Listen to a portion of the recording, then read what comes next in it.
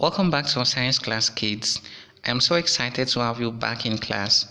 The first discovery we are going to make this trimester is about what causes day and night.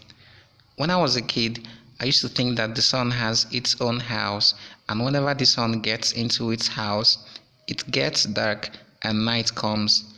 And if the sun comes out of its house, it gets bright and morning comes. But when I grew up, I discovered that that was not the case. The sun has no house. In fact, the sun does not move the way I used to think. So why does it look like the sun is moving? How does it get dark? Where would the sun be at night? I'm going to tell you about all of these things. Just as I said before, the sun does not move. Instead, it is the earth that moves. How does the earth move? It rotates. It rotates on its axis. Have you seen something rotating before? Look at the object on the screen. It is rotating, or we say it is spinning. The earth rotates just like the object you see on the screen. But when it comes to speed, the earth rotates faster than this object. It spins about 1,000 miles per hour. Although the earth spins with such great speed, it takes the earth 24 hours before it makes a full rotation. Therefore, the earth's rotation makes it seem like the sun moves. While the earth rotates in front of the still sun, the light from the sun gets to the part of the earth facing the sun.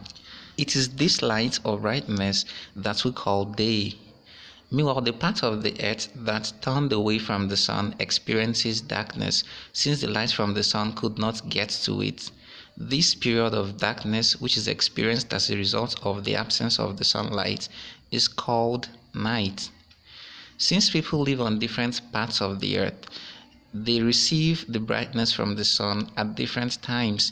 For example, kids, did you know that while you're in school at 12 noon learning here in Nigeria, the kids in Tokyo, Japan had already gone home from school? In fact, they must have gone to bed to sleep or about to, because while it is 12 noon here in Nigeria with the full daylight, it is already 8 p.m. at night in Tokyo, Japan.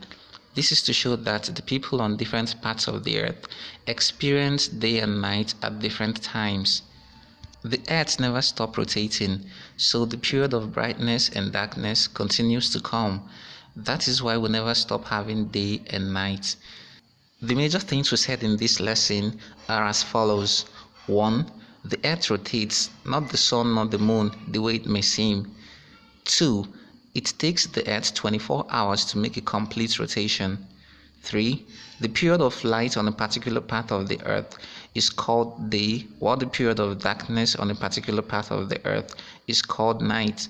And the period of light and darkness, that is the day and night, differs from one place to another. Thanks for joining us in today's class. Please do want to join us in the next class. Goodbye.